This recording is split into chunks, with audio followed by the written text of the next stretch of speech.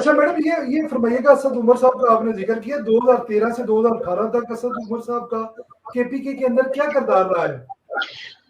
बस ये किरदार रहा है कि इन्होंने फोकल पर्सन बनाया हुआ था, और पहले तो मुझे पता नहीं था। और मैं जिस एंकर की बात कर रही थी आपको बता ही देती हूँ, सलीम साफी साहब, जो कि बिल्कुल इमरान साहब को बिल्कुल पसंद नहीं थे, और मुझे नहीं पता था कि क्यों पसंद नहीं है। तो जहांगीर खान तरीन साहब ने अरेंज किया कि इनकी सुलह कराते हैं कि वो तनकीद ना करें। तो मुझे कुर्बानी का बकरा बनाया गया और मुझे भेजा गया उस इंटरव्यू के लिए, जिस इंटरव्यू के लिए मुझे गालियां पड़ी, लेकिन ये जहांगीर तरीन साहब का प्लान था। और सलीम साफी साहब ने मुझे बहुत इज्जत दी। उनकी बेगम साहिबा ने मेरे लिए चादर और शादी का तोहफा भेजा। बहुत ही लविंग उनकी अहलियां हैं। तो मैं जब वहाँ पे प्रोग्राम जब खत्म हुआ तो उन्होंने कहा ये फाइल, मैंने कहा आप भी फाइल दे रहे हैं? उन्होंने कहा मैं असद उमर पे शो करूंगा, अपने शौहर को ये वार्न कर दो, ये चूंकि तुम मेरी अब अब हमने तुम्हें इस तरीके से एक्सेप्ट कर लिया है, तो एक पख्तून रिवायत है।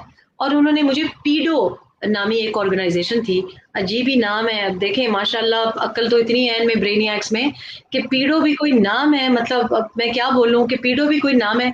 तो वो इन्होंने एक ऑर्गेनाइजेशन बनाई थी एनर्जी के ऊपर।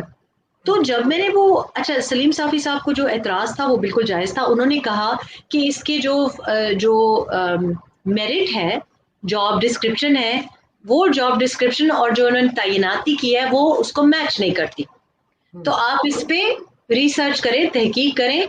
और ये हमें लगता है कि इन्होंने जो पोजीशन है सीईओ की, मेरा ख्याल है गालिबन पोजीशन थी, उन्होंने कहा ये तैनाती जॉब डिस्क्रिप्शन जो पहले छाया की थी वो नहीं है। इसके अलावा वो अगेन वो इतनी बड़ी फाइल थी, और मैं जो ही लेके आई तो इमरान साहब ने वो कहा उफ मैं बड़ा थका हुआ हूँ। तो अब वो जो बंदा सुबह भी थका हो और शाम को भी थका हो, तो उससे किस वक्त इंसान बात करे।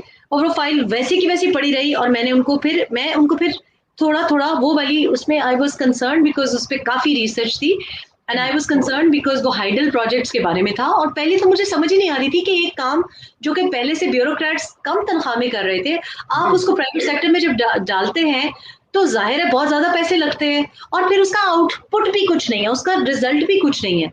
अब देखें ना कौन सी बिजली की बहुत ज्यादा फरावानी है केपी में। तो ये समझ हमें नहीं आ रही थी कि ये क्यों की है, और ये जो फोकल पर्सन बनाए हैं इनको क्यों बनाया है, कहाँ आगे वो दे रहे हैं। लेकिन अल्हम्दुलिल्लाह वैसे ही नोटिस लिया इमरान साहब ने जैसे अब नोटिस लेते हैं। बिल्कुल ऐसी है मैडम, जिस तरह आपने अपनी गुफ्तगू में ये भी फरमाया कि इमरान खान साहब सुबह दोपहर शाम थके हुए रहते थे, तो 24 घंटों में कोई एक ऐसा टाइम जिसमें वो आपको लगे हो कि ये थके हुए नहीं है ज़हनी तौर पर? लेकिन जब वो थके हुए नहीं होते थे तो उस वक्त में म्यूजिक इतना ऊंचा होता था कि उनसे बात तो की नहीं जा सकती थी। तो वो जब जब अच्छे मूड में होते थे तो वो फिर पॉलिटिक्स और सीरियस संजीदा गुफ्तगू करने के। अक्सर लोग मुझे कहते हैं कि तुमने पहले हस्बैंड से शादी की, तुम इतनी छोटी थी, 16 साल बड़ा था, फिर दूसरे से शादी की वो 22 साल से ज्यादा बड़ा था।